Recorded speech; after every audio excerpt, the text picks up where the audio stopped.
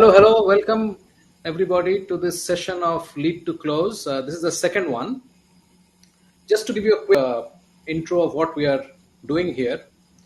Um, I believe when you look at the discourse in the sales communities, finding a lead is one of the biggest challenges that B2B sales faces today. And so much of activity, so much of discussion, so many tools, technologies being put forth to solve this problem. How do you get good leads?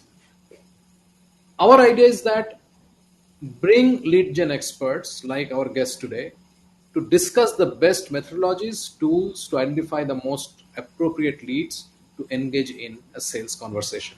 Because make no mistake, conversion will happen only through conversation. And I think the first challenge is to identify people who are potentially likely to be interested in what we have to offer. Purchase comes later. And then engage them in a meaningful conversation to understand whether we can really solve that problem. And if we can, then take it forward and establish our credentials and the trust that is required that yes, we can actually deliver on the challenges that our leads or prospects are trying to resolve. So basically, this is a big problem. And our response so far has been fill more on the top of the funnel. So we are getting less conversion, fill more leads. I mean, even calling them leads makes no sense to me. But we'll hear from our experts what it actually is. Of course, there are a lot of self-styled gurus who will prescribe various shortcuts, but as we all know, there is no silver bullet in life. There is no silver bullet, definitely for finding leads. Uh, we try to keep it conversational. We try to attack ideas. The objective is bring in a discourse which will help us actually sort our mind to things that can make things happen. That brings me to our guest this evening, this morning, depending on where you are, this afternoon, to Raj. Raj is a dear friend, exceptionally good at spotting the right guys for uh, various products and services. He has over 18 years of sales development and closing experience in services, software, and predominantly SaaS solutions. He leads a company called Sales Development Solutions. He has sold in over 20 countries, predominantly in US, Western Europe, India, and Canada, with values ranging from $50 a month to 100K per quarter, which is sort of like $500,000 per year, which is not shabby. Uh, Products sold include cybersecurity, robotics, process automation, messenger, messaging bots platform, customer success SaaS, LMS, workflow SaaS, business messenger platform, subscription software, conversational AI, testing SaaS. You get the drift, as well as traditional tools such as ERP, CRM, PLM, OTS, TMS, etc. Uh, he has a very interesting presentation, and I'm quite stoked by what he has to present today. Without losing any more time, I will give the floor to Raj. Raj, come on in. Thank you so much for that introduction. You're too kind. I'll try and keep up with the platform that you've provided me. Well, to begin with, thank you for this opportunity. I love what you're doing. I'm a big fan of what you're building as well. Um, Maybe that's for some other day, but for those who don't know what he's building, find out. Okay, so I basically have been in the lead generation space specifically for the last 8 years, and before that, I've closed deals, generated leads, and so on and so forth. So when I started this business, it was primarily because there was hardly anything out there that was working. So a lot of times people would sell leads, right? And the people would not show up. or they would show up but know nothing about what's going on or what to expect from that call, or we would be in a situation where we are just wasting a lot of time talking to people where the deals aren't going anywhere because we are trying to sell to this one individual when he has to go in and then sell to somebody else, but that wasn't happening. So we tried a bunch of things, including bringing lead generation in-house, and that clicked. And then I decided to start this company called Sales Solutions back in 2014. We have been going strong since then. I've done lead generation campaigns for over 300 companies at this point in time. A lot of those actually thanks to one of our partners called Outbound Works, started with Brian Franklin. Let me get into the topic itself. So the topic that I will be covering today is what can you do in the lead generation stage that where so that your lead to close ratio improves. So in other words, for you to be able to close leads effectively, what should have happened um, during the lead generation phase, right? So I will be purely talking about that topic. So to begin with, why are we even doing that, right? So you would have been seeing these signs and symbols already. So there are places where you go to a particular prospect, there's a bunch of other people already there competing for your business, or where you want to send a cold email. There's a bunch of things that you need to go through, jump over hoops before you get to people's inboxes. And Gmail, O365, etc., make it increasingly difficult for you to um, sort of even reach the people that you want to reach out to. LinkedIn gives you the ability to send messages to 15 people in a month, which by any stretch of imagination is nothing. So there are two broad ideas that I wanted to talk about, which sort of gives you the reason why even look at um, doing things a different way during the lead generation process so that you close better, faster, and of course for higher value. Right? And one is this. So we have been, by we I mean the sales industry has been um, always fussing about the selling process. We have panty, spin, a whole myriad of methodologies and processes to help the sales guy on how to sell. But the trend overall is that the buyer is now super smart. They have options. They have internet. They know people. They can do a lot of things in house. So the process now, the question now is: do you follow a selling process, or have you moved on and started thinking about how to start aligning yourself with the buying process? The second part and the second broad idea of the why is that gone are the days when one single individual will make a decision saying, hey, I want to buy Salesforce as a CRM for my sales team. And at the end of the day, basically nobody's using it. So those days are gone. So anytime you're talking to a buyer or a economic buyer or decision maker or champion or an actual user, there's a very high chance that they will not do that purchase themselves. They will bring their team in one way or the other. Okay? So these are the two broad categories in why we even need to do something like this in terms of being able to change things around in the lead generation phase itself. So, you divide the sale into three buckets: lead generation broadly, lead generation, closure, and then after sales, upsell, cross sell, or just the ability to keep a sale after the first year or a month. depending on what your cycle is.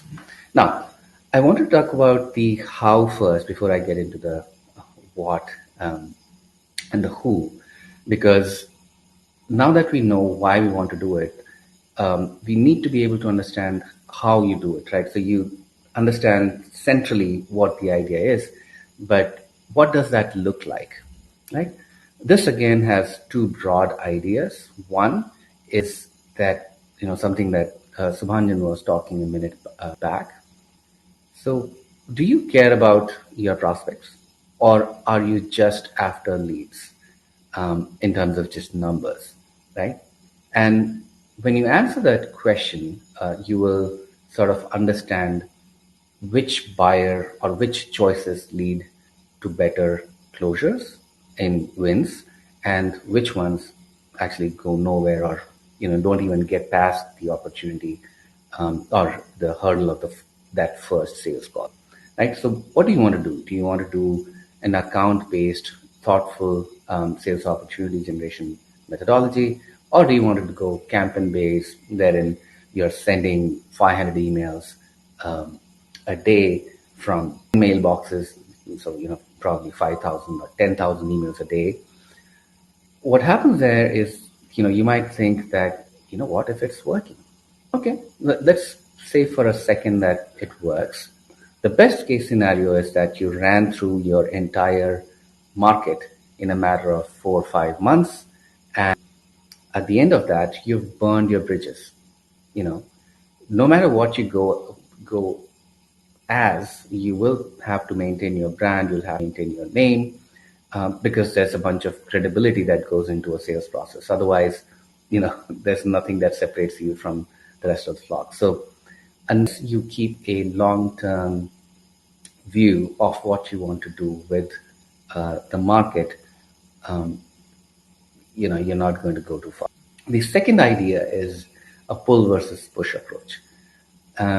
This is again moving a little towards buyer centric purchase, right? It's happening anyways. I mean, buyers don't care about salespeople. They care about what a particular product or service does for them and their organization and for themselves, even on a personal level. Does that help them with their pay raise, a promotion, or at the very minimum increased, popularity? So if you look at it that way, the days where you could say, "Hey, can we meet on Wednesday?" That's a subject line, actual subject lines that I've received, are gone. You can't keep pushing people into meeting you, because end of the day, one, they'll probably not show up, as the first line suggests. So the difference is about what, 35 odd percentage right there. And also think about, how would somebody who you have pushed to a sale behave in the later half of the sales cycle, right? I'll leave that question open.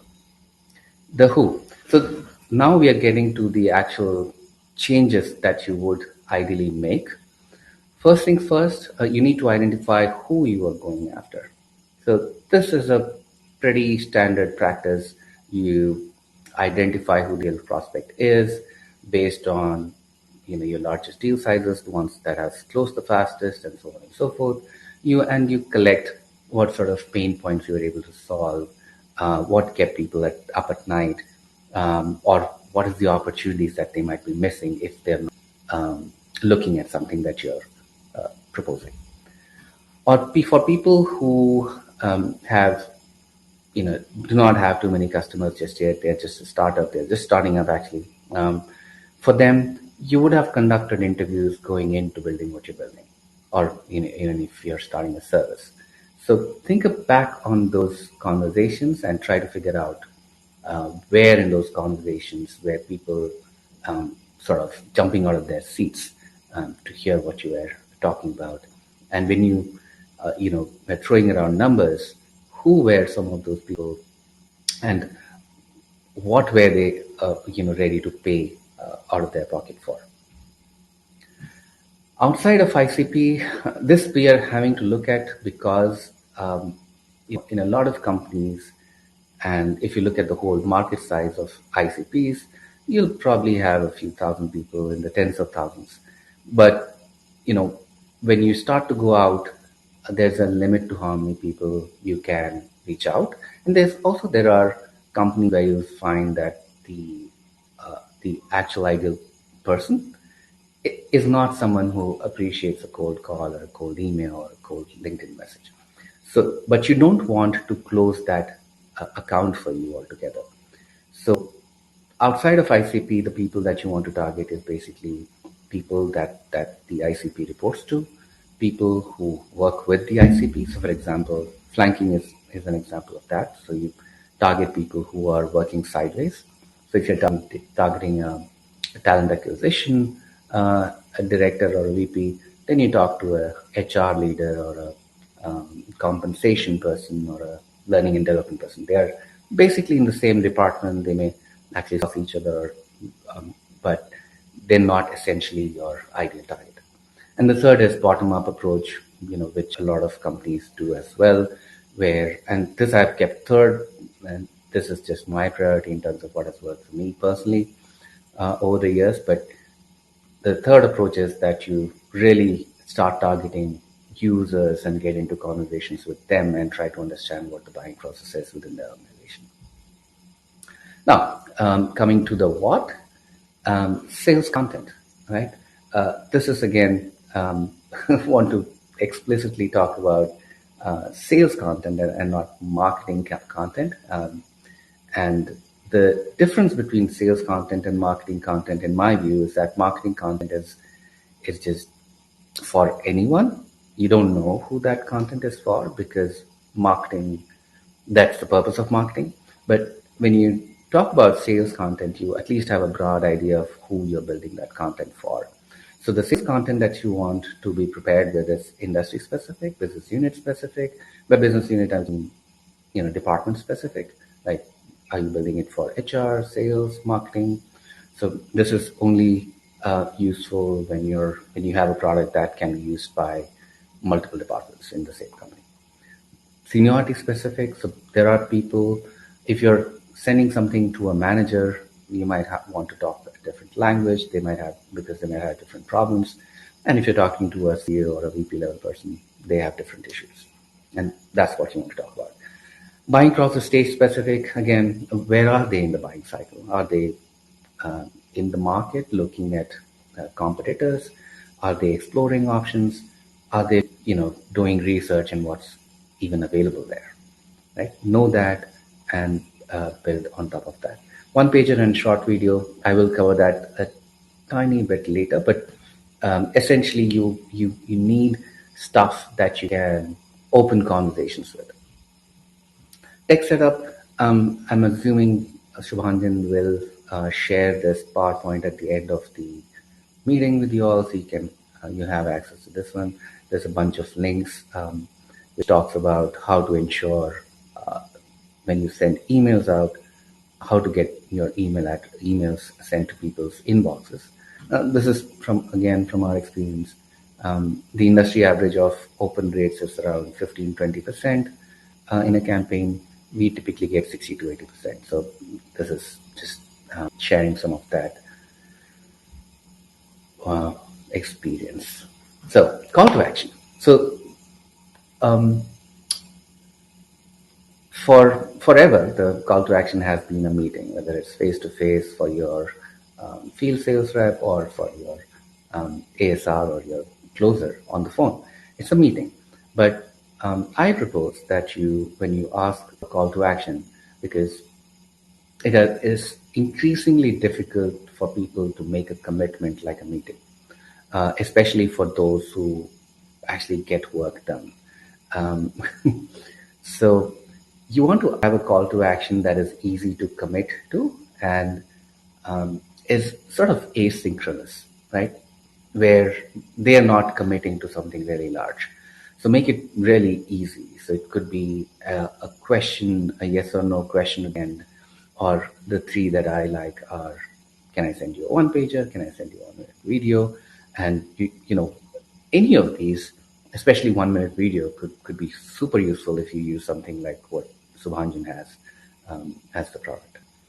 And the third is, would you like to attend this webinar next week? So what you're trying to do is you are trying to transfer the commitment from a one-to-one time commitment to a 1 to 20 or 30 or 50 time commitment, which most people are okay with. Expectation setting. This is mostly for when you're setting up calls, make sure to have an agenda.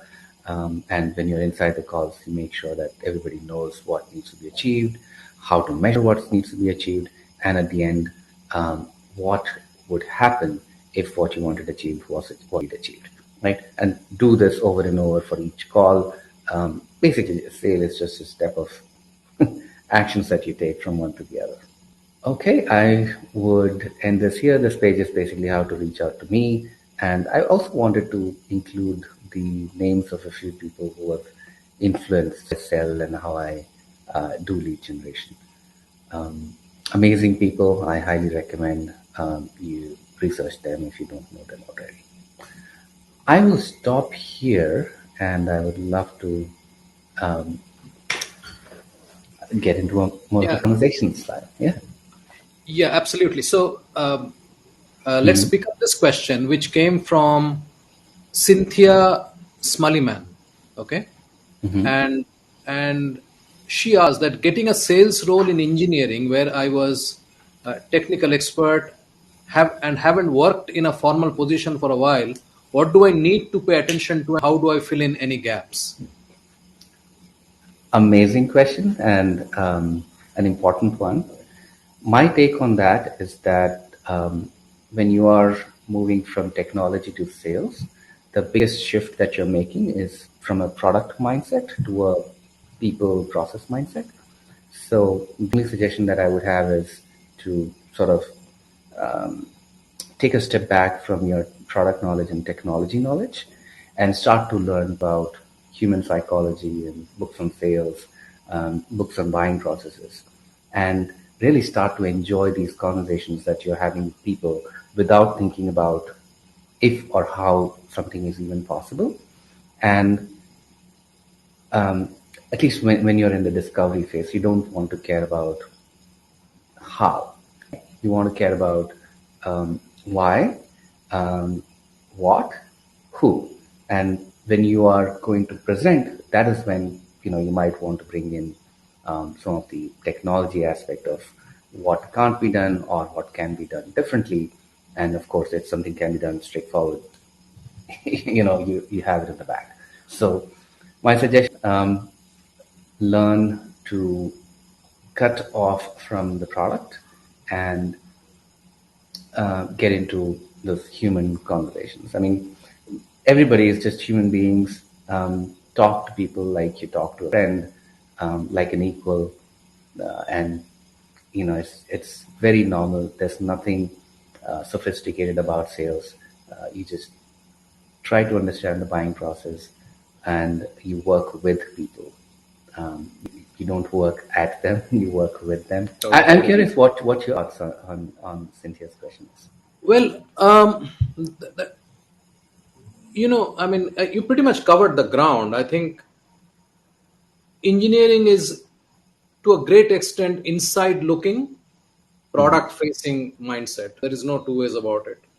And I think I think the role which sort of bridges that gap is what we call a product manager, who actually tries to interface the outside with the inside. Right. But when you're engineering, you're coding, and she doesn't mention what kind of engineering she was doing. So I don't want to assume that she was doing coding. She might be doing, she may be designing bridges for all I know. Uh,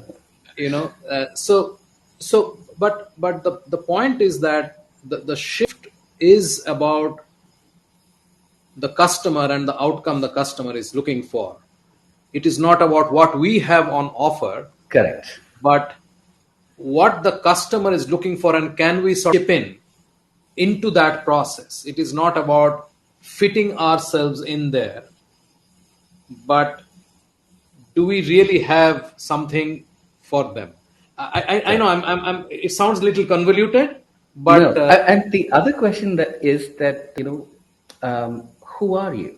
Are you a salesperson or are you a technology person? Or And if you really want to make the transition, do you want to transition with a sort of a break in the middle? So there's a position pre-sales, where or a solutions consultant, where you invite people who are good at talking to people, good at understanding issues, and they understand the product and the solution space really well.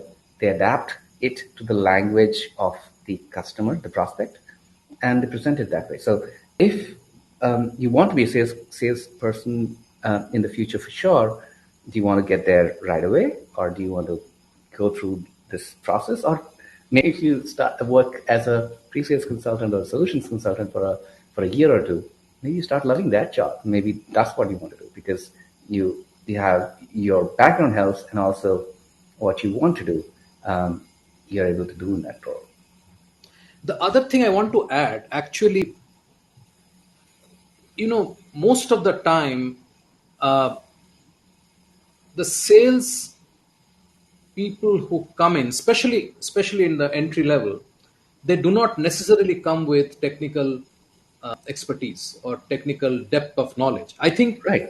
if you have worked in engineering and you're moving into sales, I think you covered it. Pre-sales is a great place to start.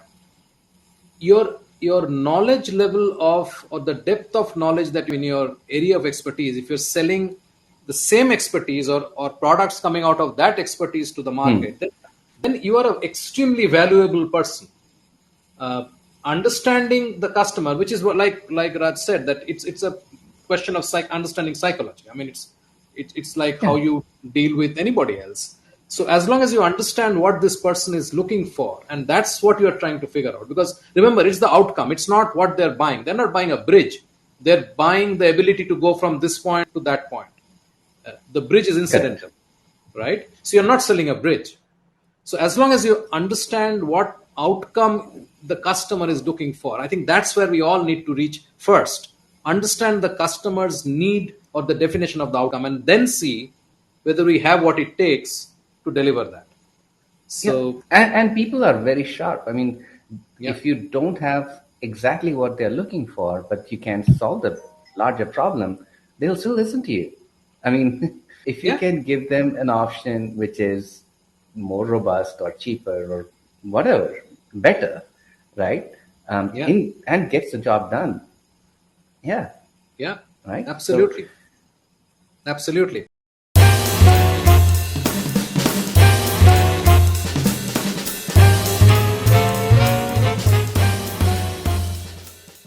Let me to Deepak's question, which was a little more elaborate in its scope. So you will enjoy talking about it. Uh, what are the important points to consider, including cultural, in the entire sales life cycle, lead gen to closure and customer success, while interacting with different international customers, North America, Europe, Middle East, in terms of B2B SaaS? So the industry vertical is B2B SaaS. We are talking of what are all the important points to consider with cultural nuances in these markets. So North America, Europe, Middle East, B2B SaaS, and entire life cycle. So whatever you want to cover, Raj, on that. this is a tough one. So We yeah, could do one whole session on we this. could run whole session. So the way it works culturally is, US is a melting point. You don't have to do any preparation. You have something that they want. You can help them with do something, do it faster, cheaper, better. They're open, and that's why they are where they are as as a country. And UAE, for example, you would need people to go there, meet in person. So I always recommend that companies have a local partner if you can't hire somebody, there to begin with. But usually, companies can hire a partner. By hire, I mean build a partnership over a period of time with people that are aligned either with the kind of software that they're selling, or just selling to their target company. It doesn't even have to be a software. It could be something else. But if they are going and having relationships with the sort of people that they want to sell to, it could still make a good partner. Europe is slower, um, and they also have to have a bunch of face to face. They like, I mean, they take a lot of time. So if something gets done in one meeting in the US, here it will take 5 meetings. That's been my experience with Europe in general. And English works, but begin with, I mean, even before we get into these, I would definitely have different campaigns for each of these different countries. I'll not run the same campaign, same one campaign throughout the world. I always have one for uh, Europe, especially in English-speaking Europe. I'll have one for US. I'll have one for maybe US and Canada put together, one for UAE, and a separate one for India. In India, I've seen there's a bunch of other cultural issues. The issues are that people like taking meetings. You'll get a lot more people who are ready to talk, and they'll talk, but it won't go anywhere. And secondly, it would a lot of times they would negotiate you on price. They'll get to cost and so on and so forth. So it's very difficult to do value based selling in India. So I mean, if you can avoid India, you can do that. But otherwise, there are companies who started selling in India and Indonesia and Malaysia and Singapore, Southeast Asia specifically, and then went out. You could do that, but I don't know too many companies that have done really well doing that as against companies that started selling in the US and then expanded their footprint to the rest of the world. So that's my take. It's different. Get into conversations. You'll know it's amazing fun. Uh, yeah, I've had some amazing experiences. Back in 2007, 8, I used to run a team of 20 people at this supply chain company, and sometimes I used to do 20-hour shifts. I start my day with somebody in New Zealand and with somebody in Finland. So yeah, it's amazing if you can do it. Go for it. The only other thing I would just add to this discussion is in Europe. What I have seen as I'm speaking with people, I think having the data in specific European countries will become a requirement. So you really can't say that my servers are on AWS and I'm hosted in America and I want to sell in Finland. That may be a challenge, and I increasingly hear this, that where is your data hosted?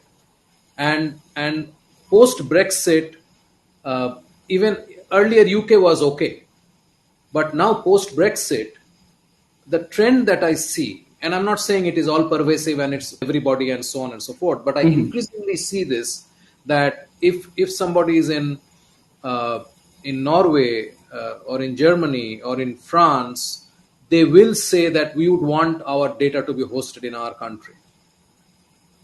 And especially as you move up the chain, so still smaller deals may not have this as a showstopper, so to say. But this requirement, as you move up and you start trying to sell to larger organizations and not even SMB, the medium-sized companies, I'll not say small, but medium-sized and definitely enterprise, they 100% they will tell you that we want the data to be hosted here. So that is something that you need to be prepared. I mean, it's not really cultural, so to say, but this is something you need to keep in mind and figure out. Uh, and there are a lot of local very robust service providers in most of these countries. So they're not AWS dependent at all. So, I mean, that's one of the things that you need to keep in mind. Okay, so what I'll do is I will move on with my session, which Raj spoke about three parts of the selling process. I will add one more between lead and close, and that is the conversation piece. Uh, Identifying of the lead to close, a lot of things happen between multiple people, multiple stakeholders. That's where my interest lies. It is also the most difficult thing after you have identified somebody as a lead.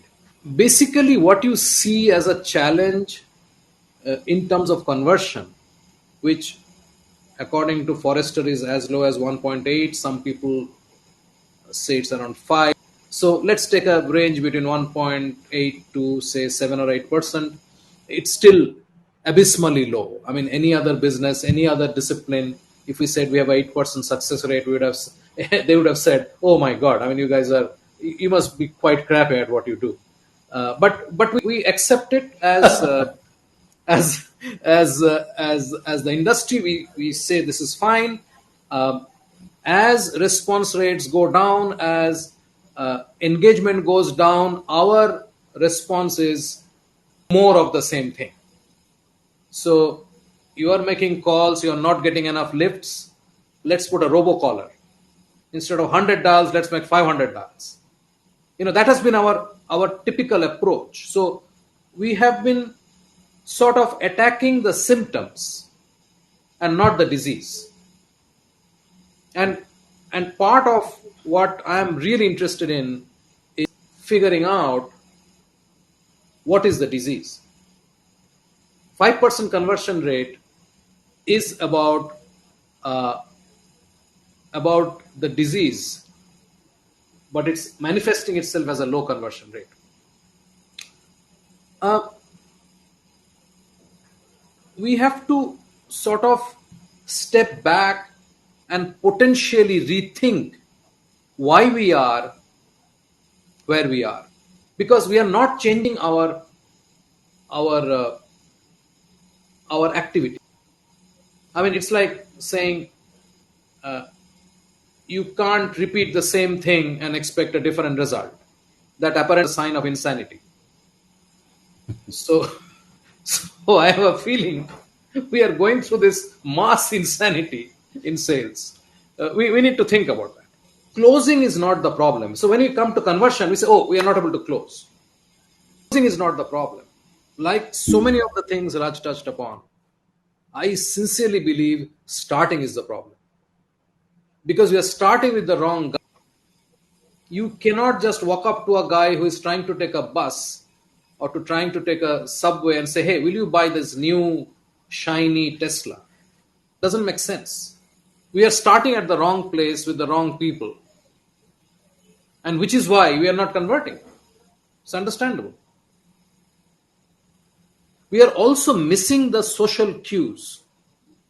Buyers are not wanting to engage, which is why they're not lifting the phone, which is why they're not responding to mail, which is why they are not wanting face to face meetings. And I mean, one can debate, and obviously nothing is 100%. There are great guys out there who swear by cold calling, who swear by cold mailing, and they may be right. But if you step back and look at the larger industry, look at what's happening with you, look at what's happening with most people, you will see they're the exceptions, Yep. right? So Where's the we cannot 95%? exactly right. So that is the problem, that we are not aligning with our prospects, and that's something we need to remember. We have to understand that the buyer's journey is not ida, like you said, it's not banned. That's not what the buyer is thinking. The buyer is trying to fix a problem. It can be a supply chain issue, it can be a manufacturing issue, it can be any number of issues which they're trying to solve. And remember, Raj mentioned Sharon Drew Morgan, and I happen to have the opportunity to speak to her on my show, and she talks about a 13-step process of a buyer. Now there are various versions of this. That's not the only version. But the point across all these is that the vendor comes in at the last quarter of the journey. The vendor doesn't surface. Nobody cares about the vendor till the last quarter of that journey. And if you look at Gartner, the buying decision process, that the spaghetti bowl is, that infographics that they put out a few years back, you'll see the same thing. It's not a linear process by no stretch. It is extremely messy, extremely back and forth, and unless we align with that, we'll keep driving for moving from one step to the other, and this steps defined by us. We need to be thinking about this, and one of the things we want to achieve in these sessions is to have an open debate. I'm happy to engage with the community to come to a conclusion, because end of the day we all want to solve the 5% conversion problem. We want that outcome to change. Let's make no mistake. How can we do that? Can we do that with more? Can we do that with less? There are n number of ideas in the ecosystem. Different practitioners have different formulas, but nothing will take it away from the fact that you need to align with the buyer, no matter what you are doing. If you cannot align with the buyer, that sale is not happening. The other thing, the other major indicator that is here available is that, again, I'll quote the same Gartner report. The buyers are in the entire buying cycle, the buyers are spending less than 17% of their entire time with vendors, with all vendors. So typically, if there is a purchase worth anything around 50 or 100, even 50 or $100,000, they're not talking only to you or to me, talking to 5 different people. And this 17% of the time is divided between these 5 or 6 vendors they're engaging with, which means each vendor gets 2% of the entire time that the buyer will devote in the buying cycle. That's your window. That's it. I want to talk a bit about LinkedIn. We are live on LinkedIn today. I think our Facebook live failed. Technical challenges, but YouTube is live. Anyway, LinkedIn has 700 million professionals. 700 million. It's half of India's population. Registered professionals, 700 million. Why? It provides an alternate mind space to engage with peers away from the inbox. Don't miss this last part. Away from the inbox. Otherwise, we would have been writing mails to each other all day. We need alternate spaces to do alternate things. That's how our mind works. We don't go to a market expecting a musical. We don't go to the airport expecting a train. You see, we do things with a specific mindset. When we are traveling, we have a different mindset. When we are sitting at the hospital trying to get some checkups done, our mindset is different. LinkedIn provided that alternate space.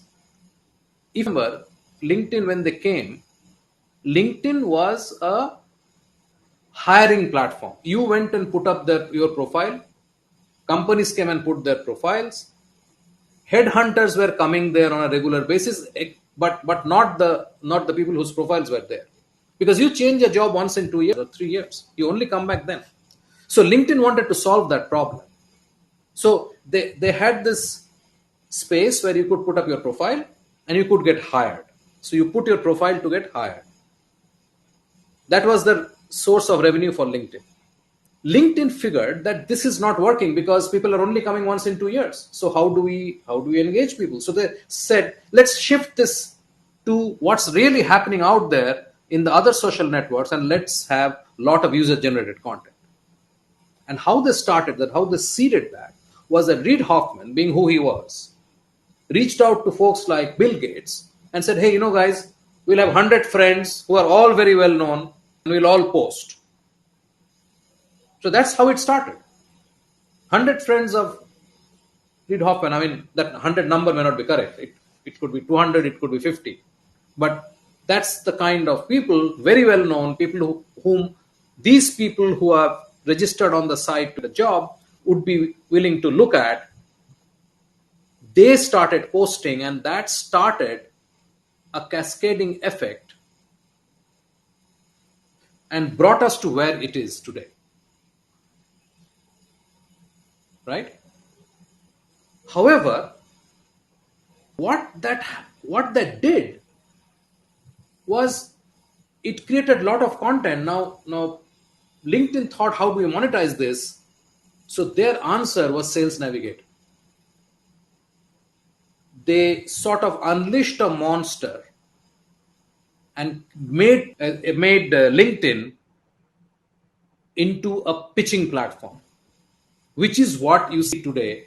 You get literally hundreds of unsolicited pitches coming at you every day, and it is reducing the engagement quotient, the peer-to-peer exchange of ideas, the whole intellectual framework that I'm doing something better than doing Facebook.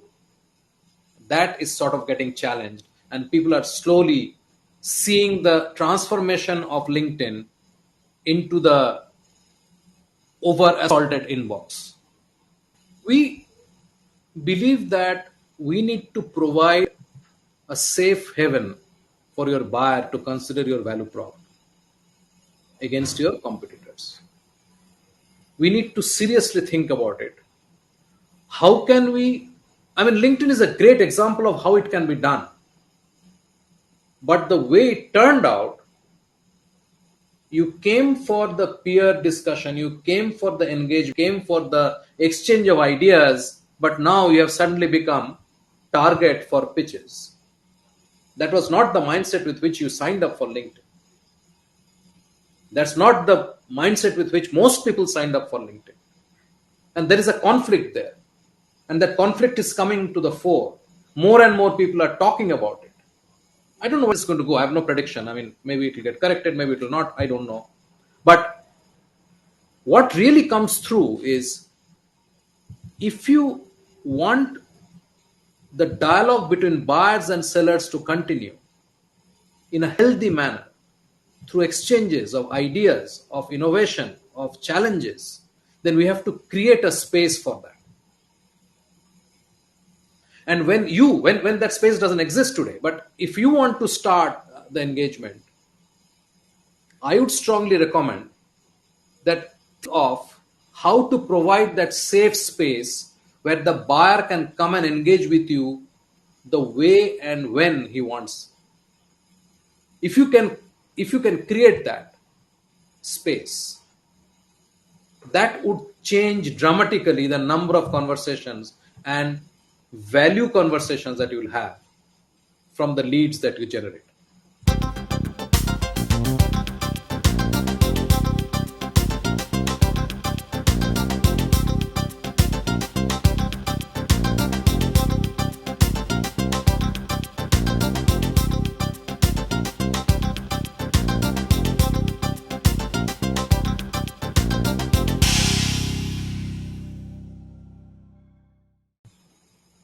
There is a 4S framework. I think that's the framework that I believe will help solve a part of the problem, if not all of it.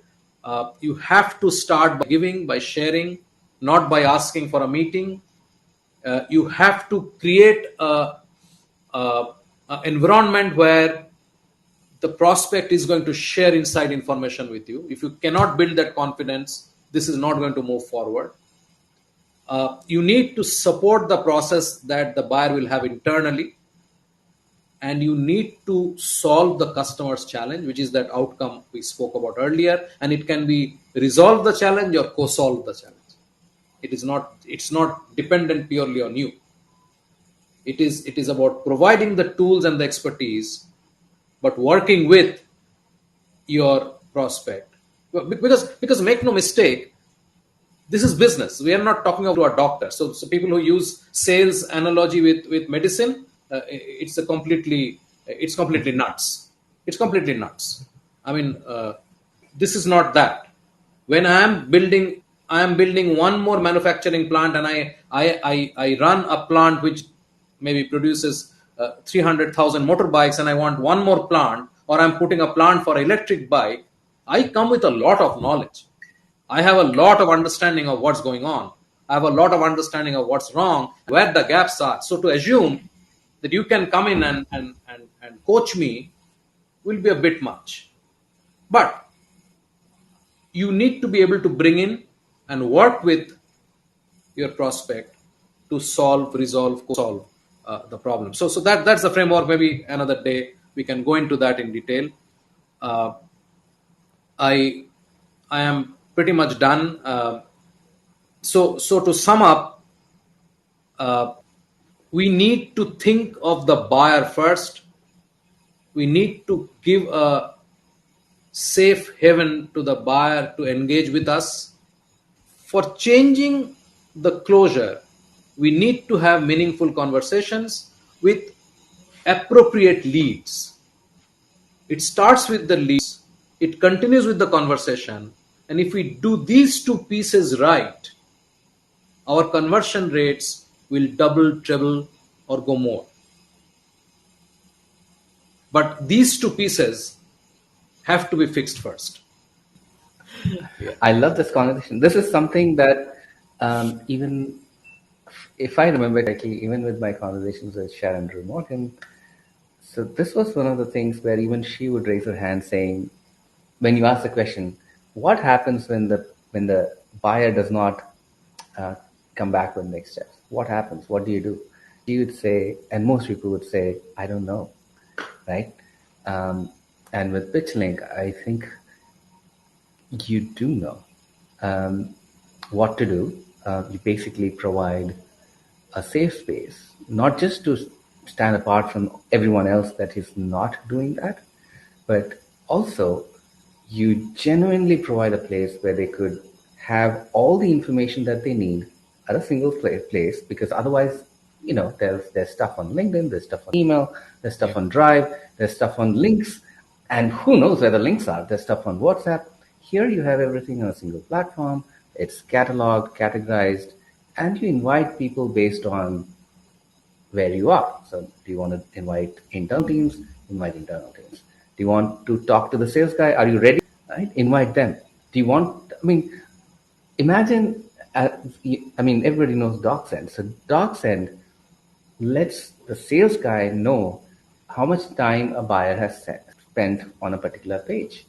What if you said, I don't want to know, right? I trust that when the buyer is ready, they'll let me in.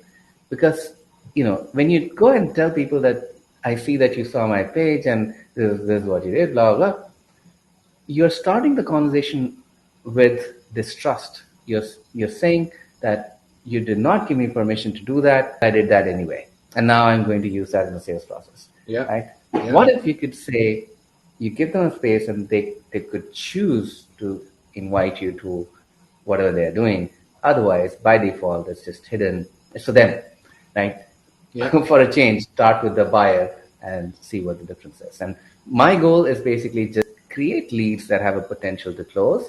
And I think your piece comes into the picture really well, going from a lead to an actual closure.